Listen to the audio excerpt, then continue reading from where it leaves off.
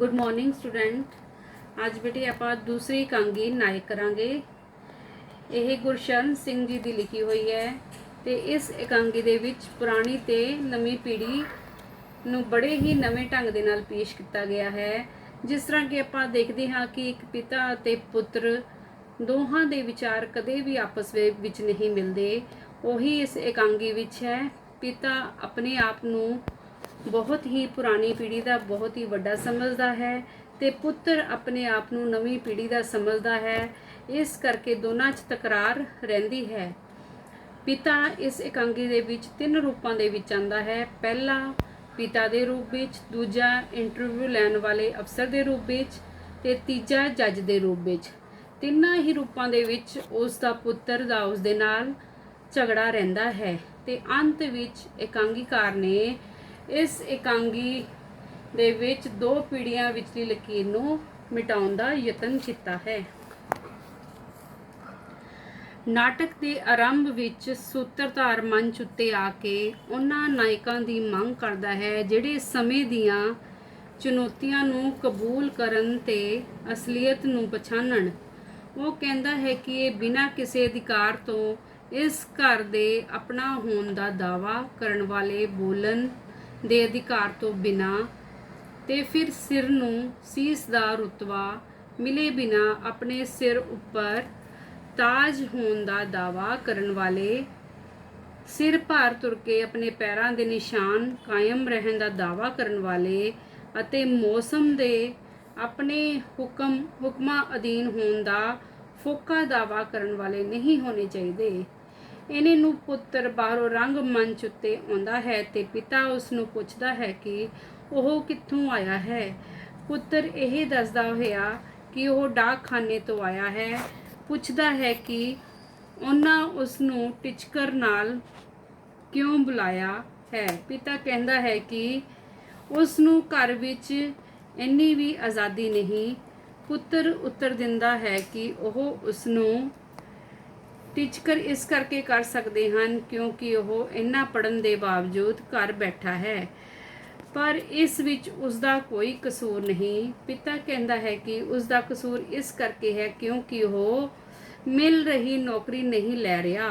पुत्र कहता है कि उसने कमेटी घर विच क्लर्की की नौकरी नहीं करनी। पिता कहता है कि उसकी MA पिता की पुरानी मैट्रिक के बराबर है, लेकिन वह क्लर्की कर सकता है तो वह क्यों नहीं कर सकता।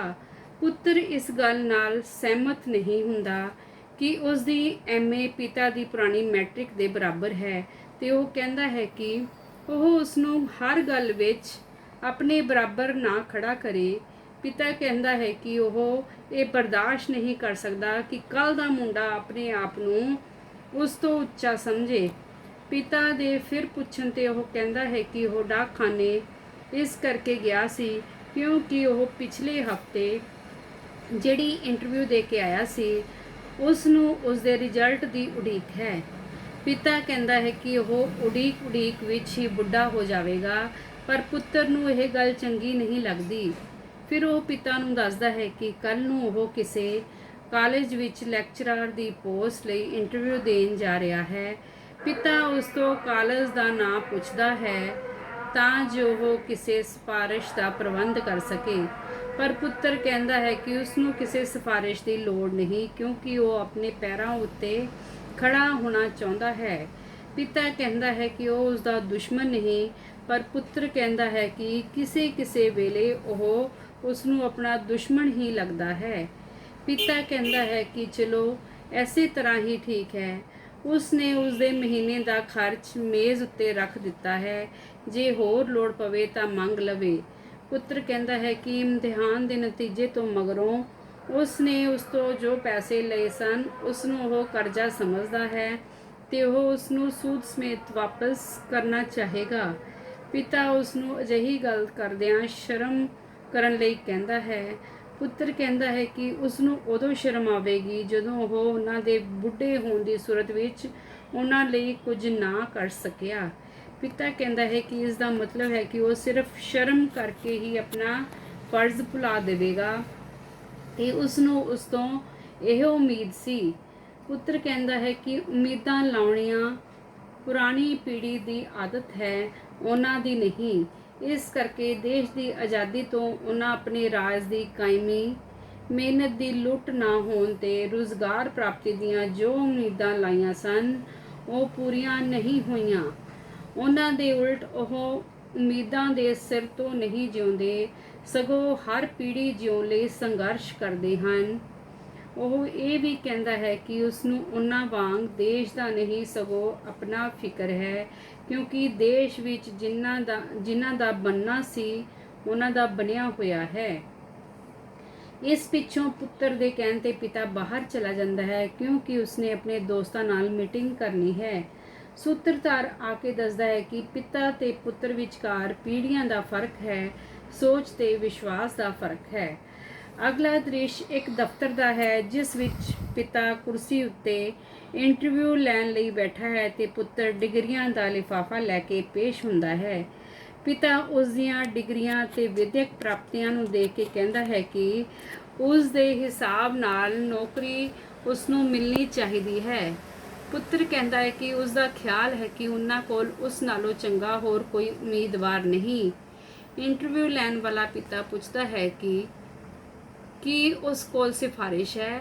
ਪੁੱਤਰ ਇਨਕਾਰ ਕਰਦਾ ਹੈ ਤੇ ਕਹਿੰਦਾ ਹੈ ਕਿ ਉਹ ਸਿਫਾਰਿਸ਼ ਦੀ ਵਰਤੋਂ ਕਰੇਗਾ ਵੀ ਨਹੀਂ।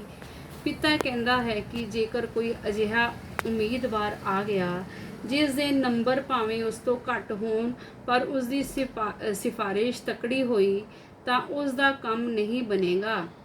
ਪੁੱਤਰ ਕਹਿੰਦਾ ਹੈ ਕਿ ਇਹ ਗੱਲ ਉਹਨਾਂ ਨੂੰ ਨੌਕਰੀ ਦੇ ਇਸ਼ਤਿਹਾਰ ਵਿੱਚ ਦਰਜ ਕਰਨੀ ਚਾਹੀਦੀ ਸੀ। ਪਿਤਾ ਕਹਿੰਦਾ ਹੈ ਕਿ ਜਮਹੂਰੀ ਕਦਰਾਂ ਕੀਮਤਾਂ ਵਾਲੇ ਦੇਸ਼ ਵਿੱਚ ਇਹ ਗੱਲ ਨਹੀਂ ਲਿਖੀ ਜਾ ਸਕਦੀ, ਕਿਉਂਕਿ ਲਿਖਤ ਵਿੱਚ ਸਾਰੇ ਬਰਾਬਰ ਹਨ, ਪਰ ਅਮਲਾਂ ਵਿੱਚ ਬਰਾਬਰੀ ਦਾ ਨਾ ਹੋਣਾ ਉਹਨਾਂ ਦੀ ਮਜਬੂਰੀ ਹੈ। ਪੁੱਤਰ ਕਹਿੰਦਾ ਹੈ ਕਿ ਇਹ ਉਹਨਾਂ ਦੀ ਮਜਬੂਰੀ ਨਹੀਂ, ਸਗੋਂ ਬੇਈਮਾਨੀ ਤੇ ਮਕਾਰੀ ਹੈ। ਪਿਤਾ ਕਹਿੰਦਾ ਹੈ ਕਿ ਉਸ ਨੂੰ ਬੋਲਣ ਦੀ ਤਮੀਜ਼ ਨਹੀਂ। ਪੁੱਤਰ ਕਹਿੰਦਾ ਹੈ ਕਿ ਉਹ ਇੱਕ ਪੜ੍ਹੇ ਲਿਖੇ ਨੌਜਵਾਨ ਨਾਲ ਬਦਤਮੀਜ਼ੀ ਨਾਲ ਪੇਸ਼ ਆ ਰਿਹਾ ਹੈ। ਪਿਤਾ ਉਸ ਨੂੰ ਗੁਸਤਾਖ ਕਹਿ ਕੇ ਬਾਹਰ ਨਿਕਲ ਜਾਣ ਲਈ ਕਹਿੰਦਾ ਹੈ। ਜਦੋਂ ਉਹ ਨਹੀਂ ਨਿਕਲਦਾ ਤਾਂ ਮਾਮਲਾ ਹੱਥੋਂ ਪਾਈ ਤੱਕ ਪੁੱਜ ਜਾਂਦਾ ਹੈ ਤੇ ਦੋਵੇਂ ਇੱਕ ਦੂਜੇ ਵੱਲ ਘੂਰਦੇ ਬਾਹਰ ਨਿਕਲ ਜਾਂਦੇ ਹਨ। ਸੂਤਰਧਾਰ ਇਸ ਨੂੰ ਪੀੜ੍ਹੀਆਂ ਦਾ ਤਕਰਾਰ ਆਖਦਾ ਹੈ। ਕੁਰਸੀ ਉੱਪਰ ਬੈਠਾ ਪਿਤਾ ਚਾਹੁੰਦਾ ਹੈ ਕਿ ਜ਼ਿੰਦਗੀ ਇੱਕ ਚਾਲ ਚੱਲਦੀ ਰਹੇ ਤੇ ਸਥਾਪਤੀ ਦਸਤੂਰ ਅੱਗੇ ਝੁਕਦੀ ਰਹੇ, ਪਰ ਸੜਕ ਉੱਪਰ ਆਏ ਨੂੰ ਇਹ ਮਨਜ਼ੂਰ ਨਹੀਂ। ਇਹਨੇ ਨੂੰ ਪਿਤਾ ਤੇ ਪੁੱਤਰ ਰੰਗਮੰਚ ਉੱਤੇ ਆਉਂਦੇ ਹਨ। ਦੋਵੇਂ ਹੁਣ ਪਹਿਲੇ ਦ੍ਰਿਸ਼ ਵਾਲੇ ਘਰ ਵਿੱਚ ਹਨ। ਪਿਤਾ ਸਮਝਦਾ ਹੈ ਕਿ ਉਸ ਦਾ ਹੱਕ ਹੈ ਕਿ ਉਹ ਪੁੱਤਰ ਨੂੰ ਸਮਝਾਵੇ, ਪਰ ਬਾਲਗ ਪੁੱਤਰ ਸਮਝਦਾ ਹੈ ਕਿ ਉਹ ਜ਼ਿੰਦਗੀ ਨੂੰ ਵੱਧ ਜਾਣਦਾ ਹੈ। ਪਿਤਾ ਉਸ ਨੂੰ ਪੁੱਛਦਾ ਹੈ ਕਿ ਉਸ ਨੂੰ ਕੁਰਸੀ ਉੱਪਰ ਇੰਟਰਵਿਊ ਲੈ ਰਹੇ ਵਿਅਕਤੀ ਨਾਲ ਝਗੜਾ ਕਰਨ ਦੀ ਕੀ ਜ਼ਰੂਰਤ ਸੀ। ਪੁੱਤਰ ਕਹਿੰਦਾ ਹੈ ਕਿ ਉਸ ਦਾ ਕੀ ਹੱਕ ਬਣਦਾ ਸੀ ਕਿ ਉਹ ਉਸ ਦੇ ਮੂੰਹ ਉੱਤੇ ਕਹੇ ਕਿ ਉਸ ਨੂੰ ਨੌਕਰੀ ਨਹੀਂ ਮਿਲ ਸਕਦੀ। ਪਿਤਾ ਕਹਿੰਦਾ ਹੈ ਕਿ ਉਸ ਨੂੰ ਆਪਣੀ ਕੁਰਸੀ ਬਚਾਉਣ ਲਈ ਅਜਿਹਾ ਕਰਨਾ ਪੈਣਾ ਸੀ ਤੇ ਉਹ ਦੱਸਦਾ ਹੈ ਕਿ ਯੋਗ ਉਮੀਦਵਾਰ ਦੇ ਨਾ ਚੁਣੇ ਜਾਣ ਵਿੱਚ ਸਮਾਜ ਦਾ ਕਸੂਰ ਹੈ ਤੇ ਉਸ ਨੂੰ ਹਰ ਥਾਂ ਇਸ ਦਾ ਵਿਰੋਧ ਨਹੀਂ ਕਰਨਾ ਚਾਹੀਦਾ। ਪੁੱਤਰ ਦੱਸਦਾ ਹੈ ਕਿ ਉਸ ਨੂੰ ਪਤਾ ਹੈ ਕਿ ਉਸ ਵਿਅਕਤੀ ਨੇ ਉਸ ਵਿਰੁੱਧ ਪੁਲਿਸ ਕੋਲ ਰਿਪੋਰਟ ਲਿਖਾ ਦਿੱਤੀ ਹੈ ਕਿ ਉਸਨੇ ਦਫ਼ਤਰ ਵਿੱਚ ਡਿਊਟੀ ਦੇ ਰਹੇ ਬੰਦੇ ਦੀ ਬੇਇੱਜ਼ਤੀ ਕੀਤੀ ਹੈ, ਪਰ ਉਹ ਮੁਕੱਦਮੇ ਅਤੇ ਜੇਲ੍ਹ ਤੋਂ ਨਹੀਂ ਘਬਰਾਉਂਦਾ। ਉਹ ਕਹਿੰਦਾ ਹੈ ਕਿ ਉਸ ਨੂੰ ਜੇਕਰ ਪੁੱਤਰ ਦਾ ਖਿਆਲ ਹੁੰਦਾ ਤਾਂ ਉਸ ਨੂੰ ਇਕੱਲੀ ਪੜ੍ਹਾਈ ਕਰਾਉਣ ਦੀ ਥਾਂ ਉਹ ਲੜਾਈ ਲੜਦਾ ਜਿਹੜੀ ਹੁਣ ਉਸ ਨੂੰ ਲੜਨੀ ਪੈ ਰਹੀ ਹੈ। ਜਿਹੜੀ ਬੁਜ਼ਦਿਲੀ ਉਹਨਾਂ ਨੇ ਤੇ ਉਹਨਾਂ ਦੀ ਪੀੜ੍ਹੀ ਨੇ ਵਿਖਾਈ ਹੈ, ਉਸ ਦਾ ਨਤੀਜਾ ਉਹ ਤੇ ਉਸ ਦੀ ਪੀੜ੍ਹੀ ਭੋਗ ਰਹੇ ਹਨ, ਪਰ ਉਹ ਸਭ ਕੁਝ ਚੁੱਪ ਕਰਕੇ ਬਰਦਾਸ਼ਤ ਨਹੀਂ ਕਰਨਗੇ। ਉਹ ਕਹਿੰਦਾ ਹੈ ਕਿ ਬੇਸ਼ੱਕ ਉਸ ਦਾ ਪਿਤਾ ਵੀ ਇੱਕ ਜ਼ਿੰਮੇਵਾਰ ਕੁਰਸੀ ਉੱਤੇ ਬੈਠਦਾ ਹੈ, ਪਰ ਜੇਕਰ ਉਹ ਕੋਈ ਗਲਤੀ ਕਰੇ ਤੇ ਉਸ ਵਰਗਾ ਕੋਈ ਨੌਜਵਾਨ ਉਸ ਦੀ ਪੱਗ ਨੂੰ ਹੱਥ ਪਾਵੇ ਤਾਂ ਉਸ ਨੂੰ ਸ਼ਾਬਾਸ਼ ਦੇਵੇਗਾ। ਪਿਤਾ ਕਹਿੰਦਾ ਹੈ ਕਿ ਜੇਕਰ ਉਹ ਇਸੇ ਤਰ੍ਹਾਂ ਰਾਜੀ ਹੈ ਤਾਂ ਠੀਕ ਹੈ, ਪਰ ਉਹ ਥਾਣੇ ਚੱਲੇ, ਕਿਉਂਕਿ ਉਸਨੇ ਉਸ ਵਿਅਕਤੀ ਦੀ ਰਿਪੋਰਟ ਤੇ ਘਰ ਆਏ ਥਾਣੇਦਾਰ ਨੂੰ ਕਿਹਾ ਹੈ ਕਿ ਉਹ ਉਸ ਨੂੰ ਆਪ ਲੈ ਕੇ ਥਾਣੇ ਆਵੇਗਾ। ਸੂਤਰਧਾਰ ਦੱਸਦਾ ਹੈ ਕਿ ਹੁਣ ਦ੍ਰਿਸ਼ ਕਚਹਿਰੀ ਦਾ ਹੈ। ਜਿੱਥੇ ਹਰ ਝਗੜੇ ਦਾ ਇਨਸਾਫ ਹੁੰਦਾ ਹੈ ਪਰ ਝਗੜਾ ਮੁੱਕਦਾ ਨਹੀਂ, ਜਿੱਥੇ ਇਨਸਾਫ ਕਾਨੂੰਨ ਦੇ ਨਾਂ ਹੇਠ ਹੁੰਦਾ ਹੈ ਪਰ ਕਾਨੂੰਨ ਸੱਚ ਦੇ ਨੇੜੇ ਢੁਕਦਾ ਨਹੀਂ। ਪਿਤਾ ਜੱਜ ਦੀ ਕੁਰਸੀ ਉੱਤੇ ਬੈਠਾ ਹੈ ਤੇ ਪੁੱਤਰ ਮੁਜਰਮਾਂ ਵਾਲੀ ਥਾਂ ਖੜਾ ਹੈ। ਪਿਤਾ ਦੇ ਪੁੱਛਣ ਤੇ ਪੁੱਤਰ ਕਹਿੰਦਾ ਹੈ ਕਿ ਉਸਨੇ ਸਰਕਾਰੀ ਵਕੀਲ ਤੋਂ ਆਪਣਾ ਦੋਸ਼ ਸੁਣ ਲਿਆ ਹੈ। ਉਸਨੇ ਆਪਣੇ ਬਚਾਅ ਲਈ ਕੁਝ ਕਹਿਣਾ ਤਾਂ ਹੈ ਪਰ ਵਕੀਲ ਨਹੀਂ ਕਰਨਾ, ਕਿਉਂਕਿ ਉਹ ਉਸਨੂੰ ਝੂਠ ਬੋਲਣ ਲਈ ਕਹੇਗਾ ਪਰ ਉਹ ਝੂਠ ਬੋਲੇਗਾ ਨਹੀਂ। ਉਹ ਕਹਿੰਦਾ ਹੈ ਕਿ ਇੱਥੇ ਇਨਸਾਫ ਗਵਾਹੀਆਂ ਦੇ ਆਧਾਰ ਤੇ ਹੁੰਦਾ ਹੈ। ਗਵਾਹੀਆਂ ਆਮ ਕਰਕੇ ਝੂਠੀਆਂ ਹੁੰਦੀਆਂ ਹਨ ਤੇ ਉਹਨਾਂ ਦੇ ਝੂਠ ਨੂੰ ਪਵਿੱਤਰ ਬਣਾਉਣ ਲਈ ਧਰਮ ਗ੍ਰੰਥਾਂ ਨੂੰ ਵਿੱਚ ਲਿਆ ਕੇ ਕਸਮ ਚੁਕਾਈ ਜਾਂਦੀ ਹੈ। ਇਸ ਤਰ੍ਹਾਂ ਧਰਮ ਪੁਸਤਕਾਂ ਝੂਠ ਨੂੰ ਪਨਾਹ ਦੇਣ ਲਈ ਵਰਤੀਆਂ ਜਾਂਦੀਆਂ ਹਨ। ਉਹ ਕਹਿੰਦਾ ਹੈ ਕਿ ਝੂਠ ਬੋਲਣ ਲਈ ਪਵਿੱਤਰ ਪੁਸਤਕਾਂ ਨੂੰ ਵਿੱਚ ਨਹੀਂ ਲਿਆਉਣਾ ਚਾਹੀਦਾ। ਉਹ ਕਹਿੰਦਾ ਹੈ ਕਿ ਉਹਨਾਂ ਦੀ ਪੀੜ੍ਹੀ ਉਹ ਇੰਟਰਵਿਊ ਵਾਲੀ ਸਾਰੀ ਘਟਨਾ ਸੁਣਾਉਂਦਾ ਹੈ। ਪਿਤਾ ਕਹਿੰਦਾ ਹੈ ਕਿ ਜੇਕਰ ਆਦਮੀ ਦੀ ਪੱਗ ਲੈ ਜਾਵੇ ਤੇ ਮਿੱਟੀ ਵਿੱਚ ਰੁਲ ਜਾਵੇ ਤਾਂ ਉਹ ਉਸ ਦਾ ਕਤਲ ਕਰਨ ਦੇ ਬਰਾਬਰ ਹੁੰਦਾ ਹੈ। ਪੁੱਤਰ ਕਹਿੰਦਾ ਹੈ ਕਿ ਅਜਿਹਾ ਅਣਖ ਵਾਲੇ ਬੰਦੇ ਦੀ ਸੁਰਤ ਵਿੱਚ ਹੁੰਦਾ ਹੈ।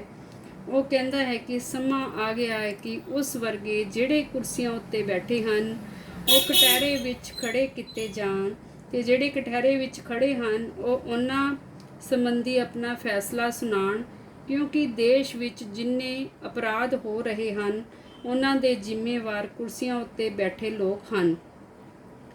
ਉਹ ਕਹਿੰਦਾ ਹੈ ਕਿ ਉਹਨਾਂ ਨੇ ਉਹਨਾਂ ਨੂੰ ਇਸ ਸਥਿਤੀ ਵਿੱਚ ਪਹੁੰਚਾ ਦਿੱਤਾ ਹੈ ਕਿ ਉਹਨਾਂ ਕੋਲ ਵਿਦਰੋਹ ਤੋਂ ਬਿਨਾਂ ਕੋਈ ਚਾਰਾ ਨਹੀਂ। ਉਹ ਇੱਕ ਕਵੀ ਦੀ ਕਵਿਤਾ ਦਾ ਹਵਾਲਾ ਦੇ ਕੇ ਕਹਿੰਦਾ ਹੈ ਕਿ ਜੇਕਰ ਰੁੱਖਾਂ ਨੂੰ ਲਗਾਤਾਰ ਛਾਂਗਿਆ ਜਾਵੇ ਤਾਂ ਆਉਂਦੇ ਵਰ੍ਹਿਆਂ ਵਿੱਚ ਉਹਨਾਂ ਤੋਂ ਛਾਂ ਦੀ ਆਸ ਨਹੀਂ ਕੀਤੀ ਜਾ ਸਕਦੀ। ਉਹ ਹੌਲੀ ਹੌਲੀ ਸੁੱਕ ਕੇ ਬਾਲਣ ਬਣ ਜਾਂਦੇ ਹਨ ਤੇ ਉਹਨਾਂ ਵਿੱਚ ਜਿਹੜੀ ਅੱਗ ਹੁੰਦੀ ਹੈ ਉਹ ਬਾਹਰ ਵੱਲ ਭੱਜਦੀ ਹੈ। ਪਿਤਾ ਉਸਨੂੰ ਭਰੀ ਅਦਾਲਤ ਵਿੱਚ ਆਪਣਾ ਕਸੂਰ ਮੰਨਣ ਕਰਕੇ 1 ਸਾਲ ਕੈਦ ਦੀ ਸਜ਼ਾ ਸੁਣਾਉਂਦਾ ਹੈ। ਸੂਤਰਧਾਰ ਦੱਸਦਾ ਹੈ ਕਿ ਪਿਤਾ ਪੁੱਤਰ ਨੂੰ ਜੇਲ੍ਹ ਵਿੱਚ ਮਿਲਣ ਆਉਂਦਾ ਹੈ। ਦੋਹਾਂ ਵਿਚਕਾਰ ਸਿੱਖਾਂ ਦੀ ਦੀਵਾਰ ਹੈ। ਪੁੱਤਰ ਨੂੰ ਪਿਤਾ ਕਮਜ਼ੋਰ ਹੋਇਆ ਜਾਪਦਾ ਹੈ ਤੇ ਉਹ ਉਸਨੂੰ ਆਪਣੀ ਸਿਹਤ ਦਾ ਖਿਆਲ ਰੱਖਣ ਲਈ ਕਹਿੰਦਾ ਹੈ। ਉਹ ਕਹਿੰਦਾ ਹੈ ਕਿ ਉਹ ਵੀ ਆਪਣੀ ਸਿਹਤ ਦਾ ਧਿਆਨ ਰੱਖਦਾ ਹੈ। ਪੁੱਤਰ ਦੇ ਪੁੱਛਣ ਤੇ ਪਿਤਾ ਦੱਸਦਾ ਹੈ ਕਿ ਉਸਨੇ ਰਿਟਾਇਰਮੈਂਟ ਲੈ ਲਈ ਹੈ ਤੇ ਉਹ ਹੁਣ ਕਿਸੇ ਕੁਰਸੀ ਉੱਤੇ ਨਹੀਂ ਬੈਠਾ ਹੋਇਆ, ਸਗੋਂ ਆਜ਼ਾਦ ਵਿਅਕਤੀ ਹੈ। ਹੁਣ ਉਹਨਾਂ ਦਰਮਿਆਨ ਕੋਈ ਕੁਰਸੀ ਨਹੀਂ, ਨਾ ਦਫ਼ਤਰ ਦੇ ਸੁਪਰੀਡੈਂਟ ਦੀ, ਨਾ ਕਿਸੇ ਇੰਟਰਵਿਊ ਲੈਣ ਵਾਲੇ ਵਿਅਕਤੀ ਦੀ ਤੇ ਨਾ ਹੀ ਜੱਜ ਦੀ। ਪੁੱਤਰ ਕਹਿੰਦਾ ਹੈ ਕਿ ਉਸਨੇ ਹਮੇਸ਼ਾ ਇਸ ਤਰ੍ਹਾਂ ਕਈ ਵਾਰੀ ਉਸਨੇ ਮਾਤਾ ਦੇ ਦੇਹਾਂਤ ਮਗਰੋਂ ਸੌਣ ਦਾ ਨਾਟਕ ਕਰਕੇ ਉਹਨਾਂ ਨੂੰ ਆਪਣੇ ਕਮਰੇ ਵਿੱਚ ਚੁੱਪ-ਚਪੀਤੇ ਆ ਕੇ ਆਪਣੀ ਛਾਤੀ ਤੋਂ ਕਿਤਾਬ ਚੁੱਕ ਕੇ ਸਿਰ ਤੇ ਹੱਥ ਫੇਰਦਿਆਂ ਤੇ ਬੱਤੀ ਬੁਝਾਉਂਦਿਆਂ ਦੇਖਿਆ ਹੈ। ਉਸ ਨੂੰ ਵੀ ਉਹਨਾਂ ਦੀ ਉਡੀਕ ਹੁੰਦੀ ਸੀ, ਕਿਉਂਕਿ ਉਹੀ ਘੜੀਆਂ ਹੁੰਦੀਆਂ ਸਨ ਜਦੋਂ ਉਹਨਾਂ ਵਿਚਕਾਰ ਕੋਈ ਦੀਵਾਰ ਨਹੀਂ ਸੀ ਹੁੰਦੀ। ਜਿਸ ਤਰ੍ਹਾਂ ਹੁਣ ਮੁਲਾਕਾਤ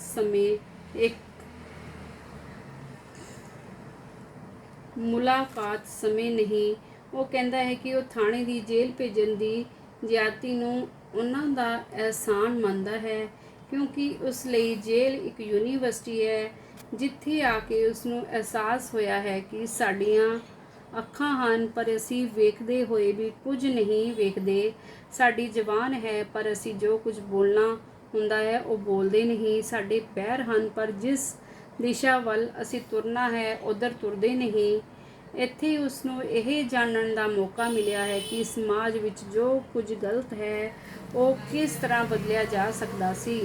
ਉਹ ਕਹਿੰਦਾ ਹੈ ਕਿ ਉਸਨੂੰ ਇੰਜ ਲੱਗਦਾ ਹੈ ਕਿ ਬਾਹਰ ਦੀਆਂ ਸੜਕਾਂ ਉਸਨੂੰ ਉਡੀਕ ਰਹੀਆਂ ਹਨ, ਜਿਨ੍ਹਾਂ ਉੱਤੇ ਤੁਰਨ ਲਈ ਧੜ ਤੇ ਸਾਬਤ ਸੋਚ ਵਾਲੇ ਸਿਰ ਦੀ ਲੋੜ ਹੈ।